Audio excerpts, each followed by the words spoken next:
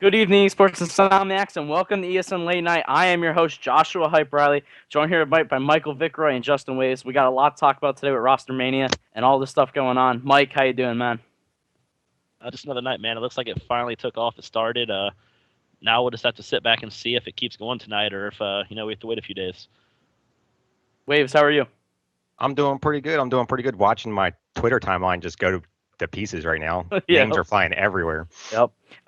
Guys, listen, a lot of things are being announced even as the show's going on. So we're going to do our best to stay updated on what's going on Twitter, what's being announced, along with carrying discussion with you guys.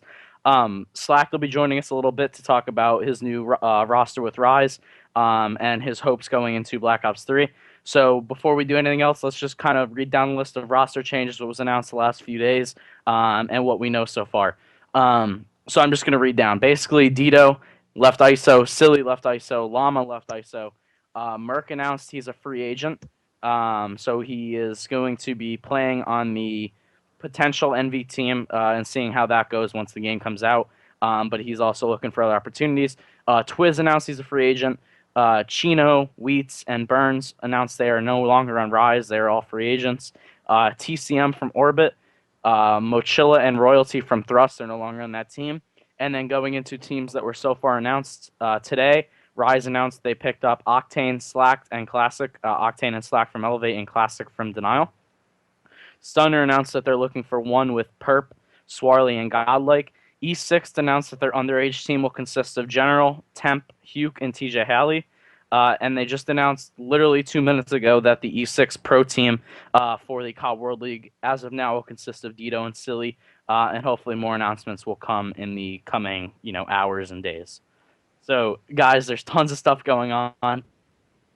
Mike, wait, so whoever wants to off, what do you think of all this stuff going on right now? What are your thoughts? I mean, noticeably, I like what E6 did, picking up Temp Puke and TJ Haley with the addition of General there.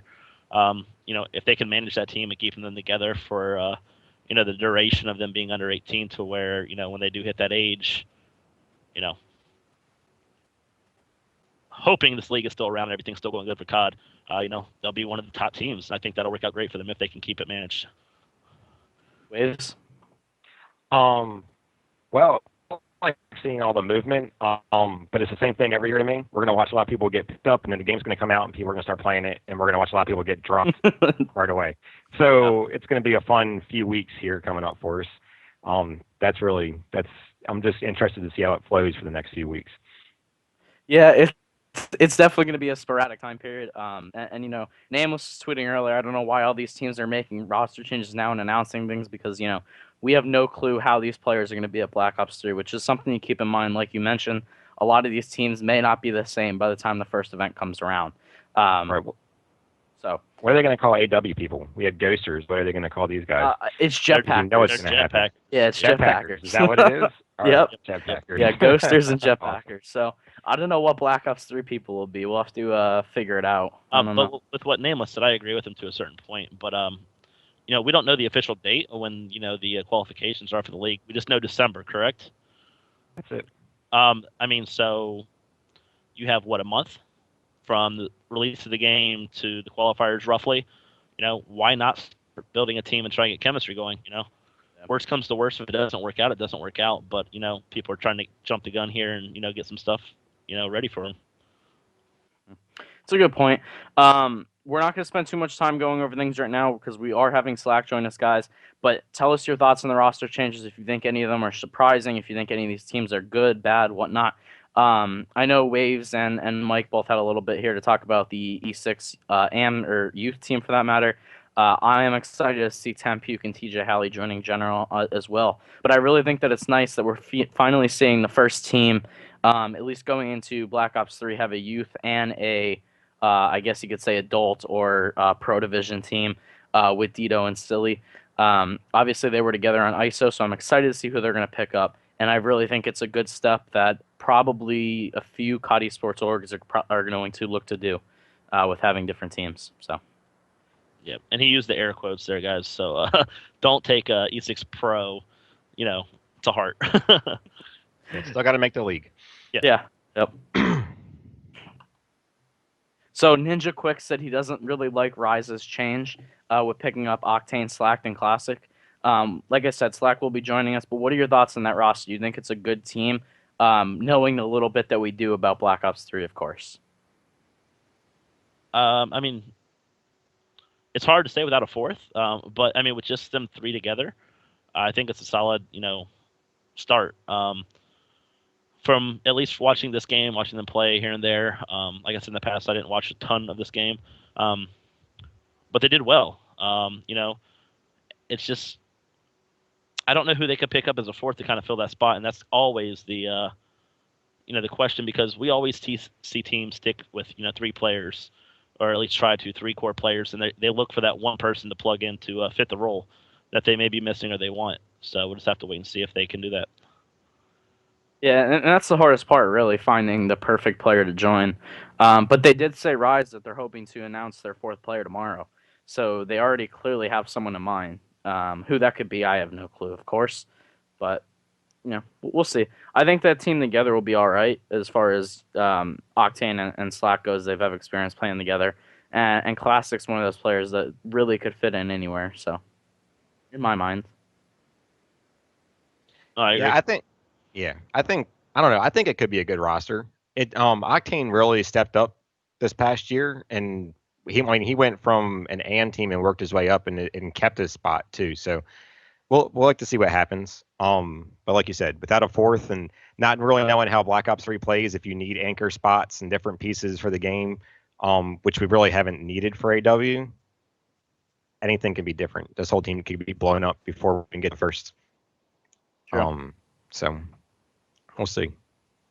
For sure. All right, guys. So we're going to be taking a quick break here to get Slacked in the call with us to discuss the new Rise roster. When we come back, we'll be discussing his hopes for Black Ops 3 and what he has planned for the team going forward. And then we'll go through all the roster changes again, talk a little bit more specifically on each of them, and more in-depth thoughts on that. Guys, we'll be back in a little bit.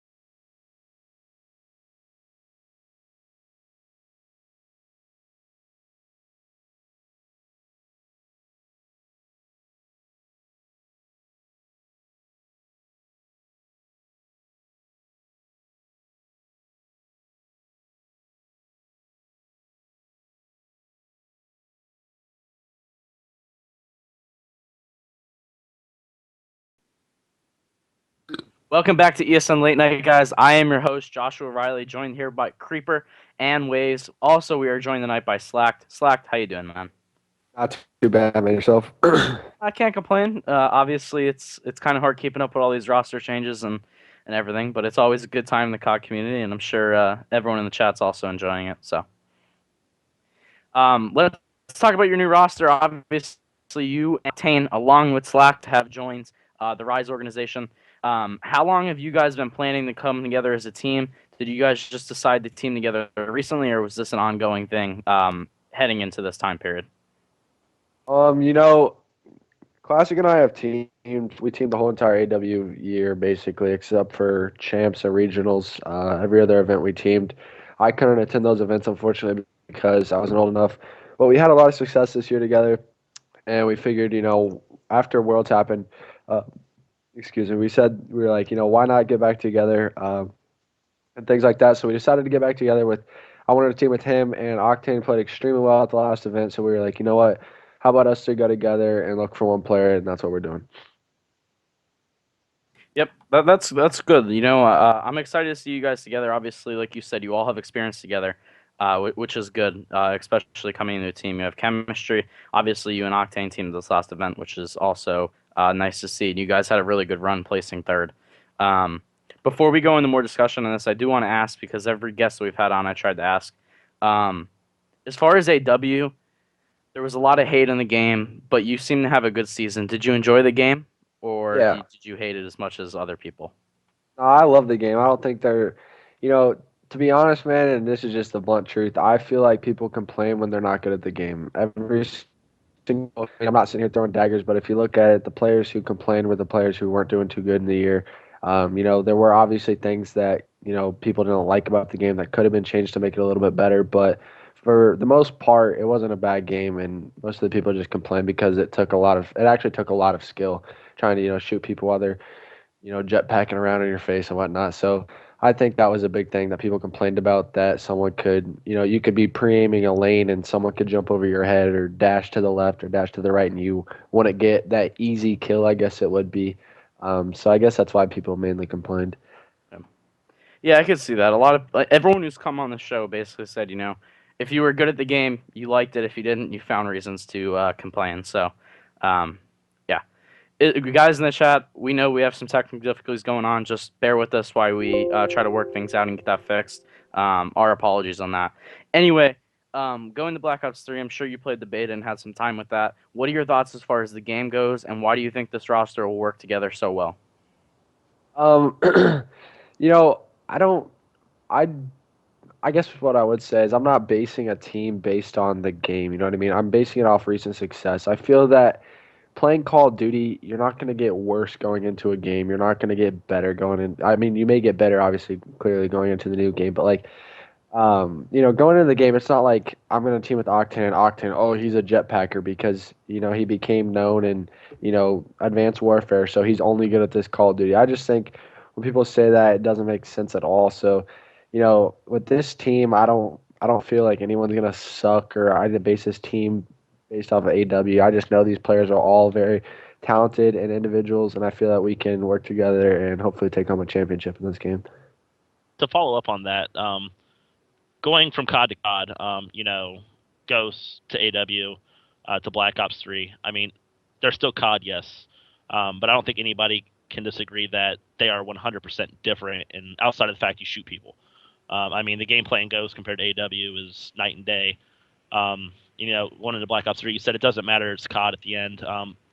But do you feel that each of those games take a different skill set to be successful? Um, I would say this year going to Advanced Warfare was the biggest jump from CODs that people could actually bring up and say, this COD was different. Black Ops 1, you were all on the ground, just pre-aiming and shooting your gun. Same thing with Black Ops 2, Ghost, all those games, same exact thing. Kind of the same, mechanics, not necessarily, but they were along the same lines of same Call of Duty, I would say. But going into Advanced Warfare obviously was a lot different with the jetpacks and uplink, the new game mode, and different things like that. I'd say that this going into Advanced Warfare was a lot different. But with Black Ops 3, I feel like it's got the right combination of, jetpacking with the wall running. It's not so much jetpacking, like it's not so constant. But I'd say going into this game, it's kind of a mix of the older Call of Duties and the newer one. Yeah, I could see that. I could see it. Um, as far as all the other roster changes, I just want to kind of get your thoughts on it. Um, what are you thinking about everything going on? Do you think there's any major changes that are going to be good or any that are bad? What are your overall thoughts on all of it? Well, the player pool for players to make changes, I guess, isn't as big as people like make it out to be. Obviously, we know Optic's not going to make a change. We know FaZe isn't going to. Those two top two organizations have really no reason to make changes. So that just leaves the remaining teams. So if you look at it, there's probably 6 to 8 other teams that are in the Call of Duty scene that are bigger that would make roster changes and swap players amongst them. So I mean, I don't think there'll be anything too crazy. I think the biggest part will be players coming back and joining people to play, or players who didn't have as big of a name in the last game that would find a name in this game. That is a good point. I think people do overestimate the amount of players that there are to pick from. Obviously, there are a lot of good players, but some of them are on steady teams. Some of them are loyal to duos and things like that, which is a good thing, of course. But still, it does kind of limit things a bit. So Yeah, but with these teams sticking together, it kind of falls back on players looking for other opportunities, or even orgs looking for players. And that's where kind of people start getting, I guess, angry at each other. A player from Team A is, talking to the owner of Team B, trying to get over there, while the same owner's talking to another player from another team, trying to get him to come over there, and it all just gets messy, and that's how things just start. Yeah. I got a question. What are going forward in the whole roster changes, and they're all going on for Black Ops 3 and the Pro League, and what are your thoughts on that? How are you feeling about how that's set up? What do you feel like it's a good thing, or the whole 18 plus and the league and everything like that, or Um, you know, I guess I played Call of Duty. I started playing in Black Ops 1. I couldn't compete in champs any of those years. I going into Black Ops 2, I got second with Unite, with Clayster, Huddle, and Spacely. All three of us were under 18 years old. We couldn't compete at the event, so I can say I can relate to their pain, like as young players. But I feel this year there was a lot of talent that did extremely well throughout the year, and I think it's unfair to them. Obviously nothing's fully announced on what they can and can't compete at, but the league for sure they can't. Um, as long as they can compete at most of the events, but not some of the bigger ones, I'd say it's fair. But if they're completely getting taken out of the scene, basically not being allowed to play, I think that it sucks for them, and I just think it's not right to do that. I think there's a lot of young talent. But, I guess we'll see what actually happens since nothing's fully been announced yet. If that were to happen and you were 16, would you stay around and wait till you're 18, or would you just be done with it? Would you just say, it's not worth 2 years of my life? Um, I guess I would base it off how Call of Duty was doing. If Call of Duty is continuously going up and up and up and up and it's growing, I'd say that influences your decision. But I couldn't tell you honestly. I'm not in that situation, so Gotcha. I guess we'll see what happens. Like I said, when I was 16, 17, 8, going on 18, I just couldn't compete at Call of Duty Championships, so I could be on a good team before that and after that. But in that period of time, I would get dropped from the team I was on no matter what because they would be going to Call of Duty Champs. So I'm not sure to be honest. So one of our viewers in the chat wants to know what your biggest tip would be for an amateur player who's trying to break out in Black Ops 3 and really make a name for himself. Obviously, with you having experience playing on multiple top teams, I think it's a good question for you. Definitely do it at the beginning of new games. You got to just put the most time into it. That's the most important thing is, knowing more than people and, finding out spots and tips and pointers and different things like that that nobody's seen. Think about this game. Hook was absolutely a no name. No one had ever heard of Carnage Hook. That was him. He grinded and played and played and played and played, and he showed up to an event and he performed and did well. It's just all about putting the time into it and finding out more of the people and showing that why you're important or what you can bring to a team. That's definitely really important coming into a new game. Yeah, I mean, and you know, a lot of people say that, especially because in the beginning of the game, you know, not everyone knows secret spots. There isn't really much to it besides who's played the most and really who has the most gun skill overall and experience in Call of Duty. So, Yeah. sure. Another question that someone in our chat asked was, "Do you think objective players will make a comeback? Um, not so much with the slang, but just you know, actual objective work with roles in game." Um, I guess it kind of depends how the game's played out. But at the point where in Call of Duty, everyone kind of looks at the game a certain way. I mean, I guess you could have like in CTF, like or different game modes like that. Like back in the day, I guess you could have like an objective-minded player. But like honestly, at the point, at the top notch, with the top teams and different things like that, and the point where I would Call of Duty, it's kind of whoever's there does it. With Hardpoint, it's all about rotating in and out of hill. You can't just have one player be like, all right, look, go to hill or different things like that. It's kind of whoever's there is there, and whoever's in a position to push out a cut does that. So I'd say the term objective player kind of really isn't needed anymore. If we're playing Call of Duty 4-on-4, it's a team mode. Everyone should contribute to the win. So I wouldn't say honestly that an objective player is too big of a deal nowadays. Yeah, and if you're a top team, everybody should be able to do everything. To be honest, so just learn every role, and when it falls to you, do it. Yeah, I guess in a way, I look back at Black Ops 2, and I mean, the anchors those were key. The teams had Clayster and Parasite when the foul was still present and everything. Those teams were, I mean, I don't know, maybe everybody else can kind of rotate in and out, but having that one person with a really good AR shot on hardpoint makes a big difference. Yeah, well, Um, that's probably honest. That's a huge difference from objective player to an anchor role. right. I agree. Obviously, I'm just saying that's the one objective-ish role player I can see, but as far as an objective, I agree with you.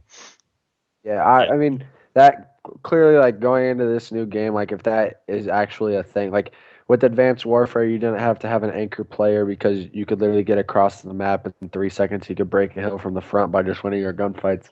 But going into this game, if that is a big factor, that role as an anchor player will be a very big asset to the top teams, and you'll see players like Clayster, like Formal, like Octane, like different Slasher, different players like that really shine. um, because it'll show the importance that they actually bring to the team. Yeah, I agree. Before I ask my next question, guys in the chat, we're not going to keep Slack here all night. So if you guys have any questions you do want us to ask him before we kind of wrap things up here, let us know and we'll ask him. Um, you mentioned that, especially in AW, you were able to get from hill to hill so quick. Do you think a big part of it was that, everyone had to be able to use a submachine gun and an AR because players were switching back and forth constantly to be able to adapt to the game? Whereas in, Black Ops 2, if you were using an M8, chances are you used an M8 for the whole game. Do you agree with that, or? I'd say roles. I mean, I don't know. Personally, my team, we had our roles, and that was kind of our role. Like, we didn't really. Obviously, the game changed throughout the whole entire thing, like it always does. In the beginning of the game, more gun, more ASM ones were used than battles. More, and towards the end of the game on certain maps, there was one battle, maybe there was two. It kind of just depends. But we did have those players. Like, for instance, on our team going into Worlds, like Octane and TJ were both the battles. Like, on the maps that we needed a battle, they ran the battle. Like, and Saints and I were the submachine guns, and like we stuck to that. So. I mean, some teams switched it up. They ran, three battles. It just depended on the map, and some people did different things. It's kind of this game. Honestly, there was a lot of different ways to look at it, and a lot of teams looked at it very differently. So it kind of just depended on your team. Mhm. Um, so someone in the chat asked us. Obviously, Rise did tweet out that you guys will be announcing a fourth in the coming days. So someone in the chat wants to know what it is you guys are looking for in a fourth. We talked to other players. They said, we need someone who's able to slay really hard, or we want someone who fits in with us friend wise. What's most important to you when you're looking for a fourth or a teammate in general?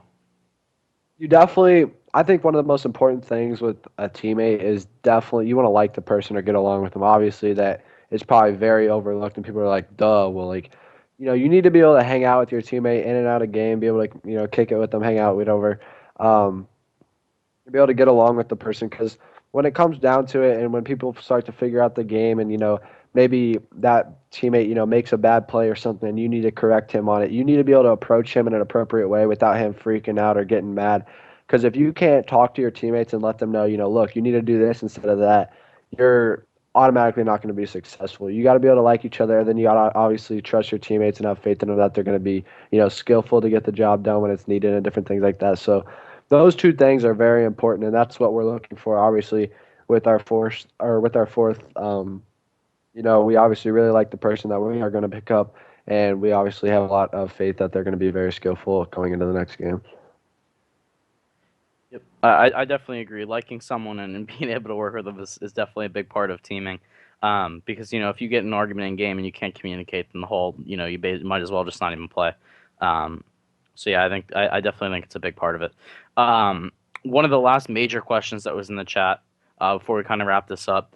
There's been a lot of discussion on Twitter about contracts getting more serious and being more involved, going to Black Ops 3 with Activision's involvement in the game.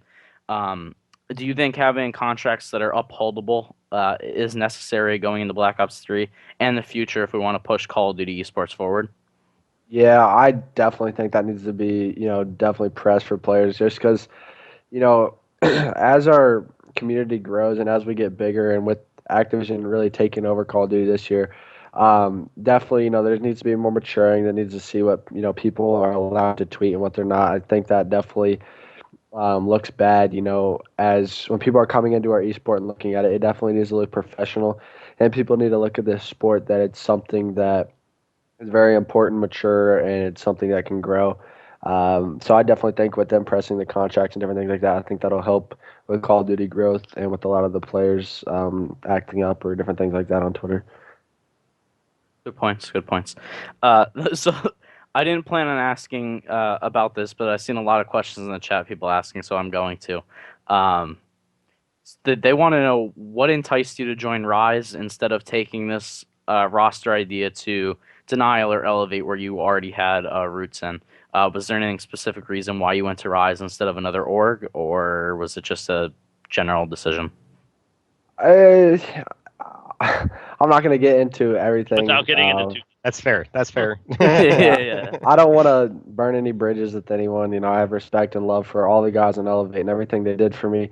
Rise just not really approached us, but play. It happens. See how I can happens. word it. No, you're It fine. happened. We got Yeah. a good offer. It's looking good. The player that we are going to be playing with, that we actually already have our fourth, like I said, but this is just the best opportunity for all of us, and it's going to be the best option for us in the long run. And you guys will understand that whenever you see who we pick up. Yeah, and I think it's important to keep in mind. Like I said, I wasn't going to ask, but there's so many people berating in the chat that I kind of felt obligated to. But you guys need to understand when an opportunity comes along, you have to take it. You know what I mean? You can't just throw away opportunities. As much as you may have love for someone or one organization or person. You have to do what's best for you in the long term. Exactly. So yeah. I think you said that really well. I mean, like, Call of Duty, it's Call of Duty, man, but like it's a business at the end of the day, and you're gonna do what's best for you and what's best for yourself and what's gonna benefit you in the long run. And you guys may all sit here and be like, why'd you leave Elevate? All this or that. But this is a good decision, I think, for me, and I think this is gonna benefit me in the long run. It may not look at it like you guys, but I don't know if you saw. I think JCap tweeted it extremely well. He said just because a player or teams have had success on that team does not make it a good organization or an organization worth staying on. It just that it's all about the stuff that goes on inside, not what you're seeing on the outside. That's actually a really good point. I didn't see that tweet, but that's actually really nice. I like that. Yeah, because I guess all the fans look at it. If I'm having success all year with Elevate, oh, it must be a fantastic organization. No, I could be under, Billy Joe's organization and be placing and doing the same exact things that I'm doing on Elevate. Does that mean that's a good organization just because they don't have a name? No, it just means that I'm playing under that org and we're getting those placings. Yeah, that's Billy Bob's org. Oh man. Okay. So I don't want to keep you here all night, man. Is there any final thoughts on any of the roster changes, your team specifically, and is there anyone you would like to shout out or anything like that? Just shout out to all the supporters who support me through this. It's I haven't switched teams in a long time, and if finally did. So shout out to the people who actually support me still for it. And yeah, you guys will see who our fourth is tomorrow. I'm excited to see Sounds it. good. Excited to see it. Guys, if you want to see that announcement, it'll be on @TheRiseNation on Twitter. We'll put it in the chat, and we'll also put Slack's Twitter in the chat so you guys can follow him. Slack, thanks for coming on, man. It's always a pleasure speaking with you. And we look forward to your team going into Black Ops 3. Yeah, thanks, guys. Appreciate it. Sounds good. Guys, we're going to take a quick break. When we come back, we'll continue with RosterMania discussion, go over all the changes again, get some general thoughts, and answer any final questions you guys have in the chat. Guys, we're back. Tweet the stream.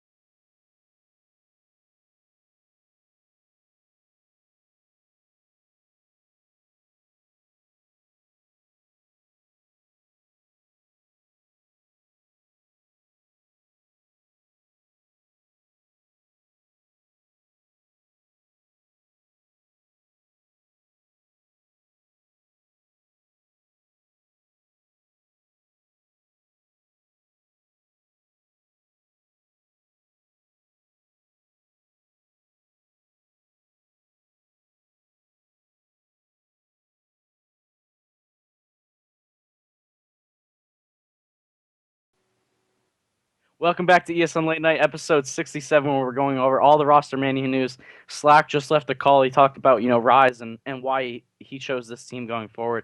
Great discussion. If you guys missed it, it'll be on our YouTube channel later tonight.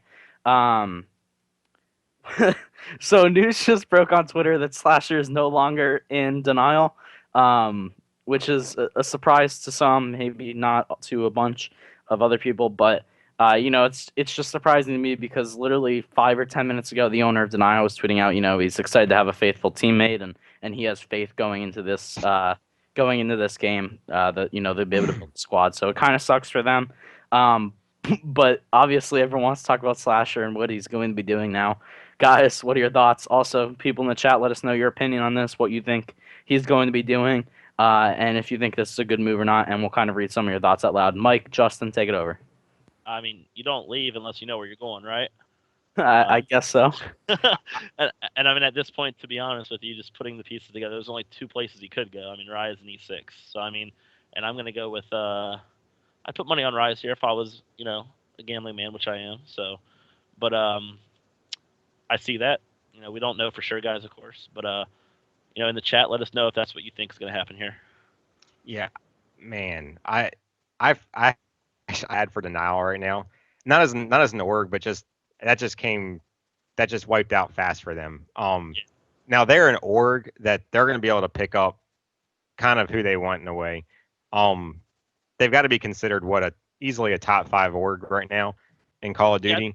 Especially with all the backing they have and sponsors and everything, and they seem to run the org well. Nobody's ever had anything bad to say about them. Players have left anyway. So I think the right chemistry there, they'll be able to pick up a good team. But yeah, Slasher's probably going to be, I don't know. It seems like he's going to be moving over there with his friends. A lot of people are putting Optic Nation in the chat, and I don't know. I mean, like guys, when it comes to RosterMania, there are full teams already assembled before anybody leaves a team. So I mean, I don't know. Optic Nation could have 2 new players. Yep, they haven't even announced who's leaving, for an example. So I mean, it could be that, but the timing seems very suspicious for it not to be Rise there. So, but. I mean, a lot of people in the chat are sharing different thoughts. Someone said they don't know if Octane and Slasher would work well together or not. And someone said, I don't think the Slasher's joining Rise simply based on the timing of it. So it's kind of a backwards thought there. Okay, before I see this anymore in the chat, yes, my headset is on backwards because I like it. It's more comfortable for me this way. Okay? It's weird, I know, but it just feels more comfortable on this side of my head. So when you're playing games with him, if he says somebody coming to the right, he's coming to the left, boys. Yeah, I can't call out in GBs. Don't look at me for a good call out. So yeah. And I do have the cutest laugh. Thank you. I appreciate that. That's nice. That's real nice. But yeah, honestly, I mean, I could see a few different places, right? Envy announced earlier today that they don't exactly know what they're doing yet, but they have a team in mind. At least Merck said that Envy has a potential team in mind. So I see a lot of people saying, he could be going to Envy, could be going to Optic Nation, could be going to Rise. I mean, really, he could be going anywhere at this point, just simply based on us not knowing. So it's nice to have you guys talking about it in the chat and getting your thoughts on it. There we go. All in Bear broke the news. Slasher's joining Fear with Moho and Assassin. Oh man, I would like that actually. I'd like to see Fear come back in a big way. I think that'd be nice to have an original COD org back. But yeah, I don't think that's coming back.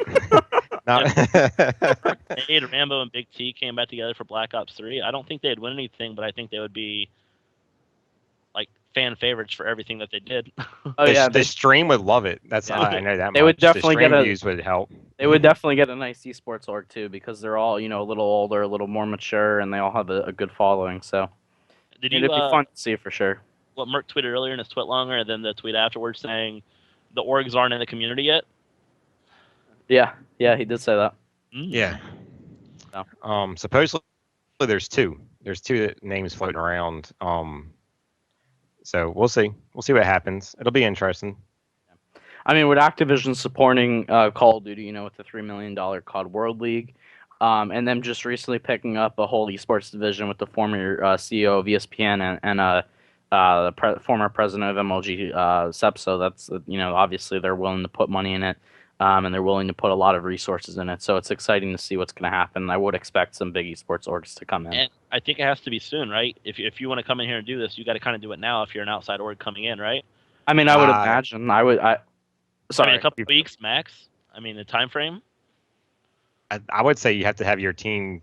The way rosters are moving right now. I mean, obviously we talked about it. Teams are going to break up. They're going to split up. They're going to shift around a little bit. But if I'm a big org, I want the best players I can possibly have, and that means I'm jumping in the ship now.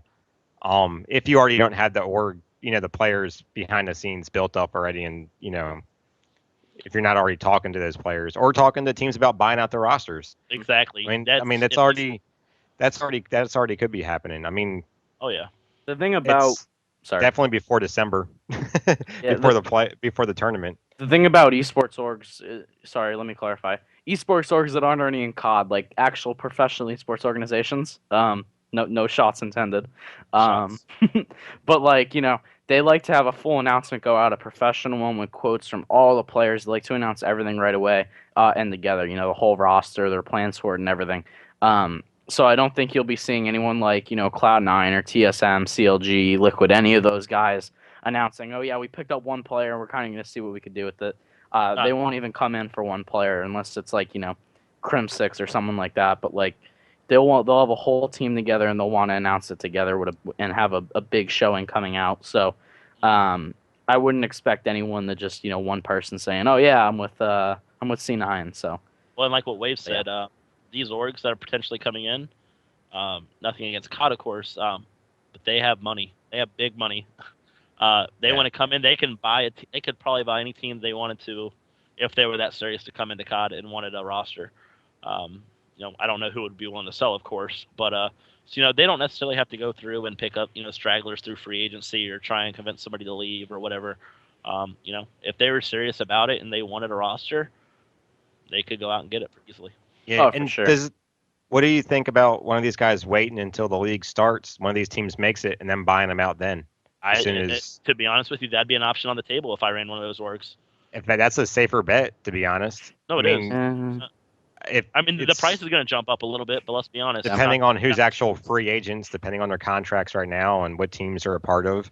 Contracts. I mean, it could be right. Well, some players are. Some players are on official contracts, good contracts. I imagine those players are probably staying on their teams though. Yeah.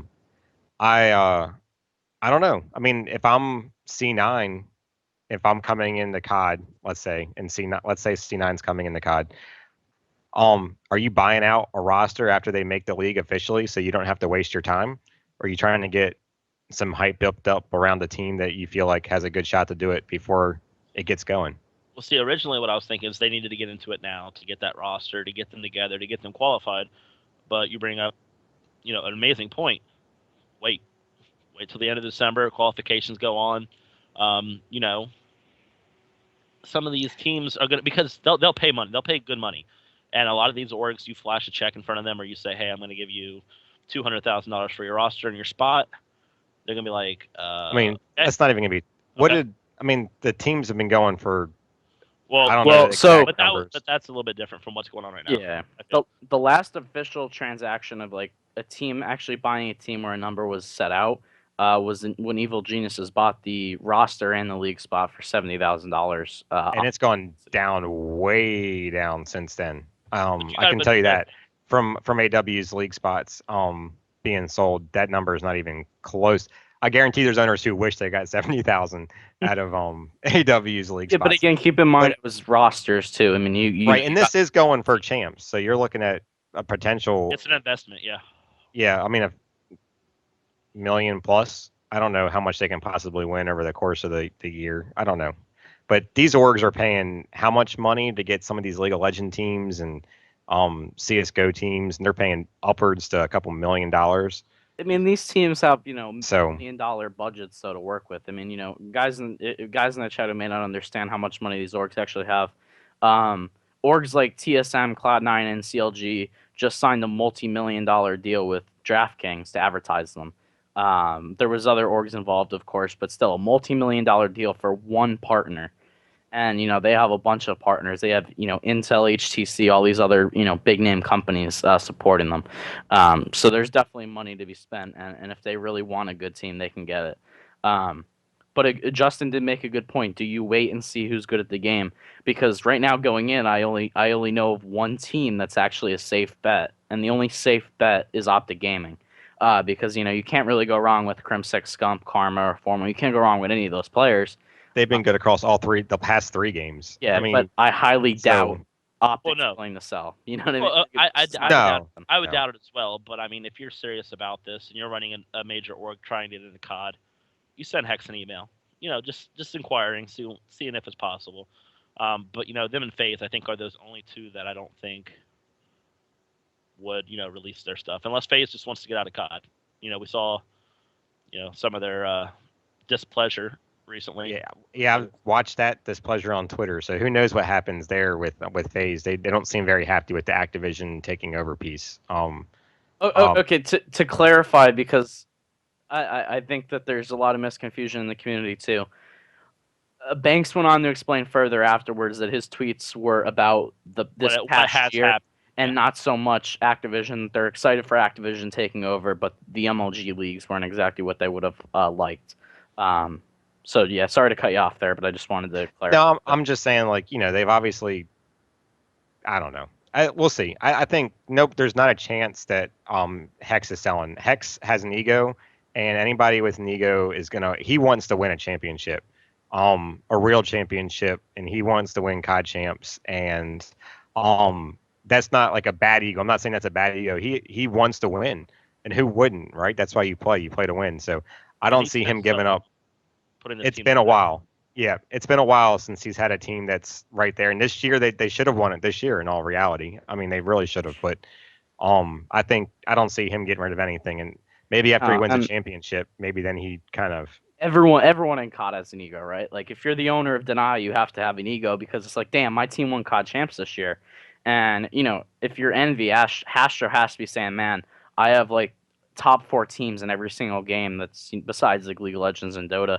But I have like one of the number 1 Gears of War teams, one of the top 5 CS teams, top 6 Call of Duty teams. I mean, if you're in Call of Duty esports and you have a good team, you have an ego from it. So, right, that's what I mean. Like I think you only have a few people in this who have that ego that drive them to want to be like, and I think Hex is one of those guys. Hex has, he has the ego to want to win, the drive to want to win, and I think that's there's no chance OG sells.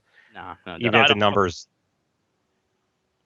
I mean, I don't think it would either. But I was just saying, if I owned an org, I would just send them a little email, just inquiring, because that's the roster you would want coming in my opinion, without a doubt. So yeah, have to check. I mean, like I said, that's the only team that I would think 100% a safe bet. Because anyone else, there are obviously teams that will be good, but I mean, let's face it, teams like Cloud9 or TSM or anything like that, they're not wanting to pick up a T8 team. They want to pick up a T2, T4 team, someone that actually has a chance of winning. Oh no, they want to pick up. If you don't have a chance at winning it, they're not going to be interested. No, not at all. So, and that's not a shot at anybody else. I mean, it's the right thing to do. A lot of these smaller COD orgs come in, they'll fully fund teams. It doesn't work out. They play top 24 or something, and then that's the last we ever hear of them. And if you're going to blow that money, you might as well get the best team possible and try and get who you want. For sure. Yeah. So guys in the chat, we're going to kind of be wrapping this up in a little bit here. So I'm going to go through and read all the roster changes again because I know a few people were asking, what did I miss? What's happening? So I'm going to go through and read all those out. And then we'll answer a few questions in the chat. So if there's anything you want us to cover in the chat, ask us now, and we'll probably take 2 or 3 questions after we go through. So again, just kind of recapping the last 4 or 5 days. Dito, Silly, and Llama all left ISO. Merc announced he's a free agent, but that he'll probably be running with one of the potential NV rosters and seeing if it works or not, but he's also taking offers. Twiz announced he's a free agent. Wheats, Chino, and Burns announced they're no longer on Rise, and they're all free agents going to Black Ops 3. TCM announced he's no longer on Orbit. Mochilla and Royalty announced they're no longer on Thrust, and they're looking for a team going forward. Slasher announced he's a free agent and is no longer on Denial. Rise announced a 3-man roster of Octane, Slacked, and Classic, and they'll be announcing their 4th tomorrow. Stunner announced that they're looking for one with Perplex, Swarley, and Godlike. E6 announced their youth team with General, Temp, Huke, and TJ Halley, and they also announced a pro team or a COD World League contender team, Dito and Silly, and they'll be looking for 2. So there's a lot going on today, guys, and we're trying to keep up as much as we can. But obviously we'll have discussions and we'll keep going as more things get announced. So People keep asking for a FaZe Black roster prediction. Like I wouldn't even know where to start. Or I mean, look, so Sensor said he's coming back 100% for Black Ops 3, and I can't see Sensor representing any other org besides FaZe, No, unless obviously a big esports org does contact him. But Embos obviously did it for a while. he's so loyal to the FaZe team. So I can see it. Yeah, I could too. Embos did it without Optic for a while. I mean, there's certain players do it and stick to their roots, I guess. And that's other what orgs. I can't stand that. Nothing against anybody who does it, but for instance, if you're with a team, like I've seen players that are representing, Denial. I'm using this just as an example, naming orgs. They're playing for Denial, but they're still representing E6, and when they're competing, they have E6 hoodie on, and stuff like that. And it's just a pet peeve of mine there. Yeah. Yeah, that came up last time we did the show, right? Teams like representing other team. For example, let's say I'm on Fear for this event, but I'm still wearing an ESN shirt because I like the team. It's not right to play for a team and not wear their colors, but it is what it is. So, but yeah, sorry, go. I'm not 100% sure FaZe is bringing back a second team. I don't know. I kind of wish Optic would just have OG and not Nation anymore, just for the fact that, just personal opinion, I like when orgs only have one team, and then the COD community is small right now, that give other orgs a chance to come in and have teams. It's not that I think they're hogging the teams, because if they have the money to do it, go for it. But at the same time, I feel like it's hard to put that much love and passion into two separate teams as an owner. You're always going to have an A team or in a B team, no matter what you say. That's kind of how it works out. So I don't know. I kind of hope FaZe Black doesn't happen, just for the fact that I really like FaZe as an organization and want them to go forward. And so I think just one FaZe team would be good. Put a lot of focus and energy into that. That's my opinion. Even if it's not meant to be that way, if your organization has two teams, one is always going to feel like the B team or the backup team, right? Whatever. Right. And I don't feel it should be that way. Like, that's demoralizing. You know what I mean? Especially if it's. And again, I know everyone in Optic, for example, is cool with each other, and everyone loves Embos, and they're all cool with each other, so it's all good. But it has to be depressing being like, oh, well, I'm in the same organization. My team's constantly T16 and not winning events, and it's like, why am I here and not? Well, that's one of the things I want Activision to consider, at least, is that you can only bring one team into this league. It kills everything right there. It could be good, could be bad for certain organizations that have multiple teams, but I feel the more names that are out there, like Wave said, to grow the scene. If we had two Optics, two Phases, two whatevers, it doesn't help the growth as a community as a whole, in my opinion, compared to where if there's 12 team org, we have 12 different organizations represented in there, and in League of Legends, that's how it is. If you have a second team that comes through Challenger and qualifies, at that point, you need to make a decision. Which team are you keeping? And that's like complete. That's regions too. It's not only So like Dignitas, for example, their team just qualified in Europe for the European LCS. So now Dig needs to decide which team they're going to sell, NA or EU. And keep in mind, they're probably going to get close to $1 million for that spot, which is huge. So like if that was the way for COD, you would have. I don't know how many spots each league are going to have, but arguably you could have, like 30 different orgs represented in the COD World League. So across every country, yeah. Again, obviously, NA will still be probably the most viewed, the most supported, and the top players for now. But yeah. And Waves made a good point in the chat. Huke isn't going to go anywhere. That E6 team is going to be really good going forward. Simply because, they all have chemistry together, and they're going to be able to build going forward. And that team, they're all friends, and so I'm excited to see them play. No, I don't mind that, right? So if let's say Optic was to pick up a youth team and there was like a youth league that they were able to play in, I think that'd be cool. You know what I mean? Yeah, that's different. But like the official league, I think it would be nice if only one team per org. I think 90% of people who and this isn't an offense to anybody, but if if you're a big fan of orgs having 2 teams, it's probably because you're a fan of that org. Yeah. I mean, that's just the reality of it. You like your org having 2 teams, the better chance of winning.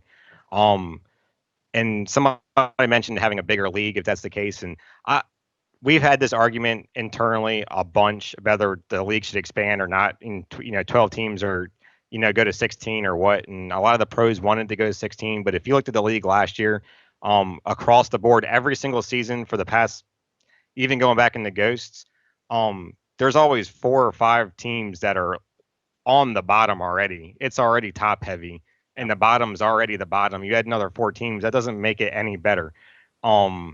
It's already kind of. I don't see that making it any better. And those teams, technically in a way, earn spots to get in. Love it or hate it how they do it, but that's how it is. And I think 12 teams is a good amount.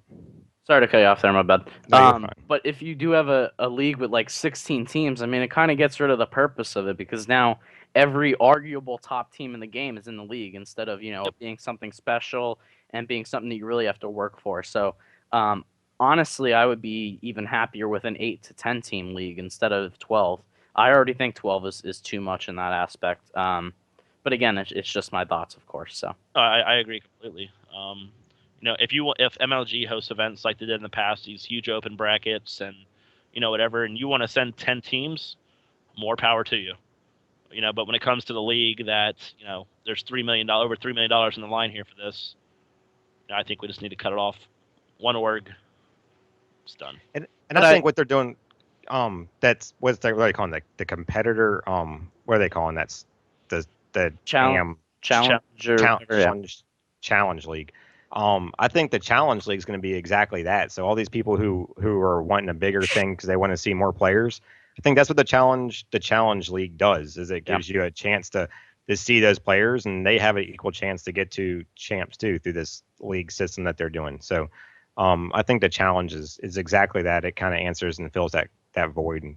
Well, and my big thing is for this league, have they announced how many, I don't know, I guess we'll call them seasons at this point? They play throughout the year? It'll be 2 seasons. Yeah. 2 seasons. So basically, I don't think they've announced how it worked, but I mean, at that point, I think that's perfect for the challenge division. If you wanted to have your team doing that, and if you can requalify, successfully through that into the main, league after I guess the season's up, I think that's the right direction to go. But again, keep in mind too that this could end up working similar to LCS. Again, we don't know if they're even limiting it to 1 team per org. It's just our thoughts on what it should be, right? So if it is that, then these teams could end up having a challenge league team as well, and it could get to a point then when these orgs are able to sell that spot and keep doing that, and it'll constantly bring in more players, more activity, and more money into the scene.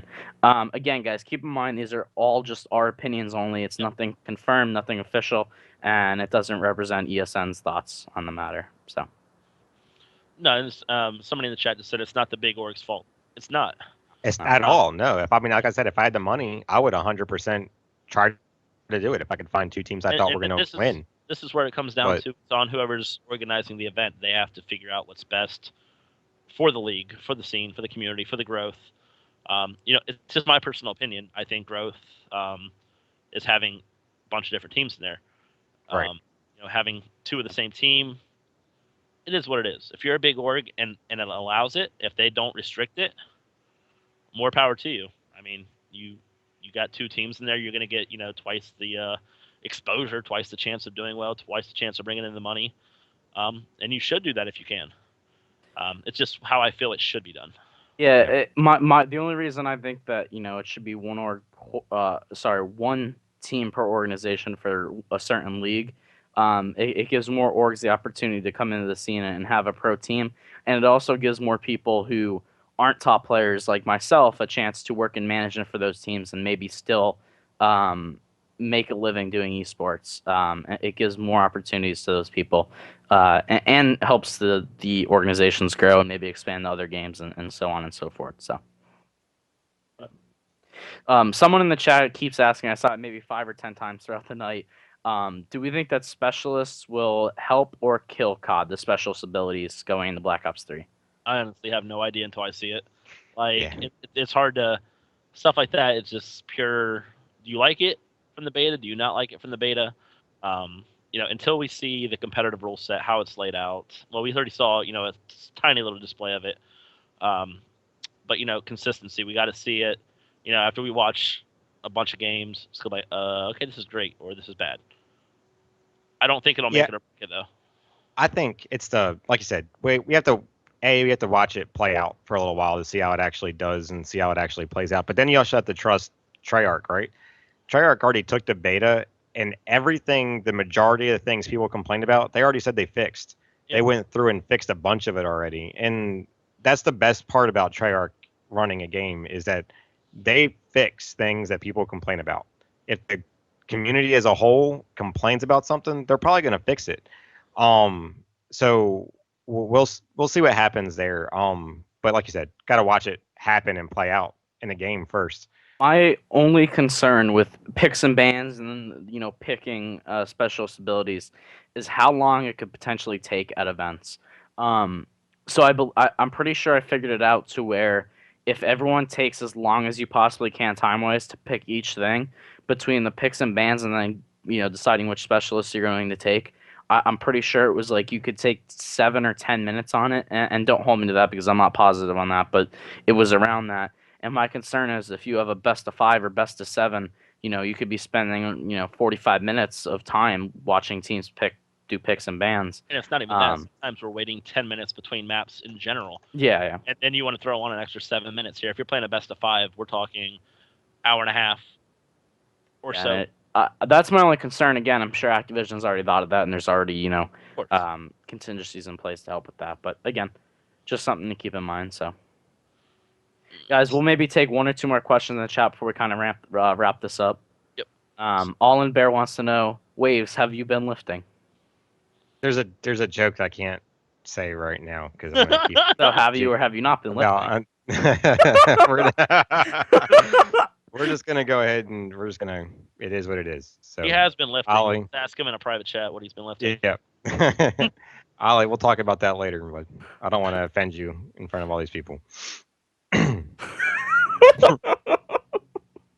All right, so we'll take that as a yes. You've been lifting. Cool. All right. Someone did brought up in the chat. It says hashtag Nate shot back to Twitch. It did remind me that a lot of players are starting to stream back on Twitch again. If we can get someone to come on maybe in an upcoming show to talk about that, players heading back to Twitch, we might. But I am excited to see players getting more involved in streaming, and I think the viewers just enjoy the Twitch platform a lot more. And I think communicating is a lot better on there. So I'm excited to see that for sure.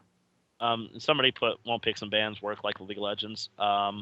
In terms of time, but you got to remember until you get into like the playoffs for the regionals or worlds like going on now, it's best of ones. So you take 5-10 minutes to do your picks and bans. The match can be over in 20 minutes, could last an hour, but it's not like, I don't know, it's hard to explain, but it's very similar time frame if that's what you're asking in general. But yeah, I just I was gonna say, do you have something to say on that, Josh? Because there's a great question here. Go ahead.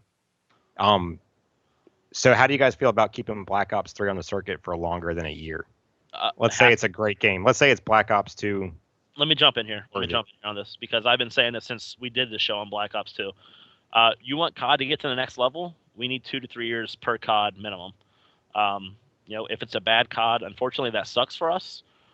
But to be honest, you can't grow a fan base over changing a game. Well, you can, but it's not going to grow as rapidly or as much as it could if we're changing games every year. Because personally, I love Black Ops 2. I watched it all the time. I played it all the time. Wasn't a fan of Ghost. Didn't watch it. Wasn't a fan of AW. Didn't watch much of it. And it's just because look at all these other major games out there. Counter-Strike, Dota, League. Outside of them being on PC, of course, they're the same game from 5 years ago, 2 or 3 years ago. Minor changes for, champions, characters, stuff like that. But I don't think it'll happen either, whoever just said that in the chat. They make way too much money coming out with a game every year. Well, I mean, it's also, look at the other developers aren't going to, That's kind of rough. That's rough. That's a rough deal for them. You put a lot of time, 3 years into a game.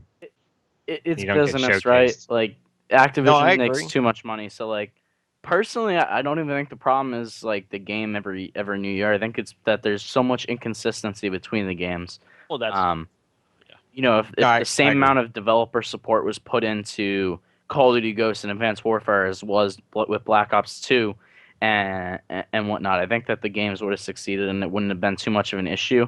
And the growth probably would have stayed consistent. But with changing every year and things constantly being different and not knowing what to expect, I think that's one of the main issues. Because let's face it, right now, COD will not be on a 2 to 3 year cycle for esports. No, never. And that's Yeah. the whole thing what Josh was saying. Black Ops 3 can be great. The Activision League, we start taking off. Next COD may not be what everyone wants. And then what's going to happen? Are we going to go into Ghost mode or Advanced Warfare mode where numbers aren't what they should be? People are bad mouthing the game, on social media all the time. That hurts the growth. Yeah.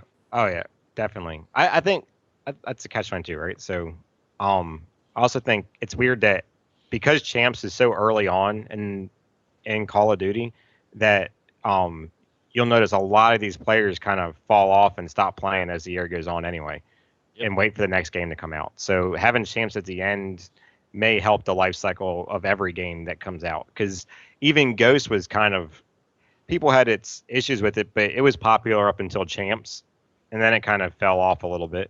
Well, even if you go back to You could Black say the Ops, same for AW. like even Black Ops 2, like this time, the last MLG event, Black Ops 2, numbers weren't what they were. And I think that Waves hit it right on the head is, when your biggest event is 4 or 5 months into the game's life, people, I mean, not necessarily don't care anymore, but, start to lose a little bit of interest.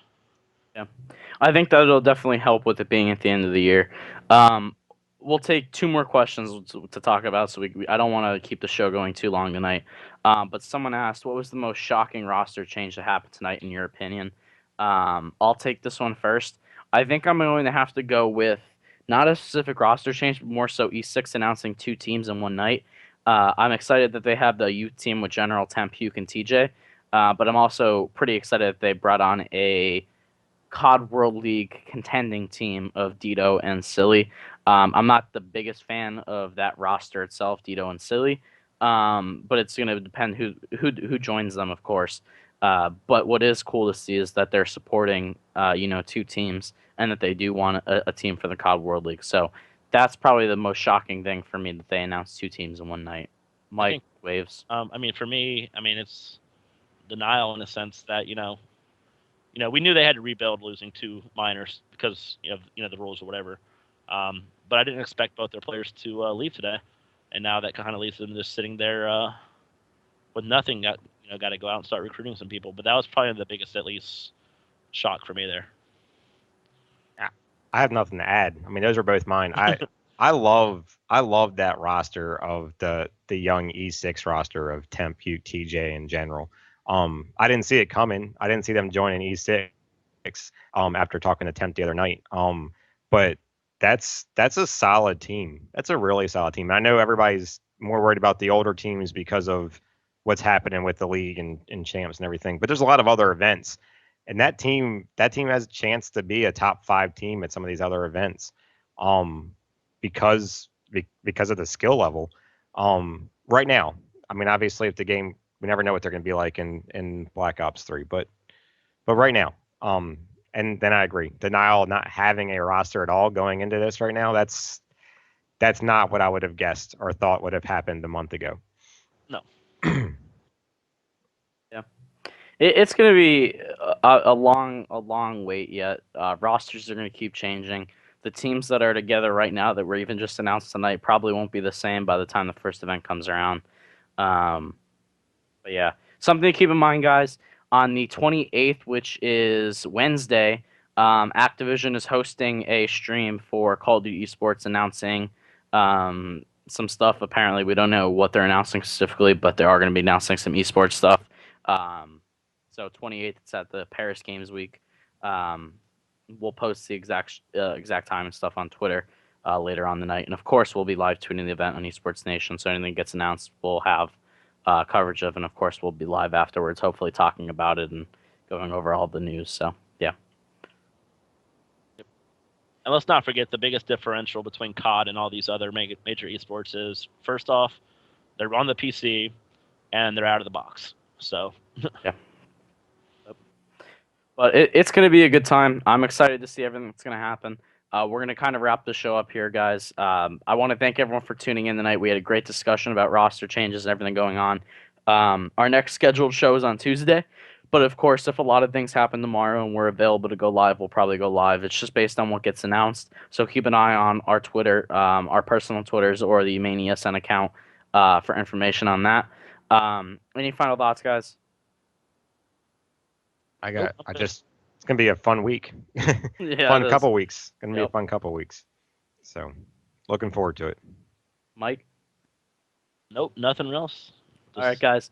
Thank you for tuning in. You can follow us at Esports Nation. You can follow myself at @ESN_Josh. You can follow Michael Vickroy at ESN_Creeper. And you can follow Waves at @ThinkBigWaves. Thanks for tuning in, guys. Hope you enjoyed. The VOD will be on YouTube later tonight. I'm Josh Riley. Have a good night.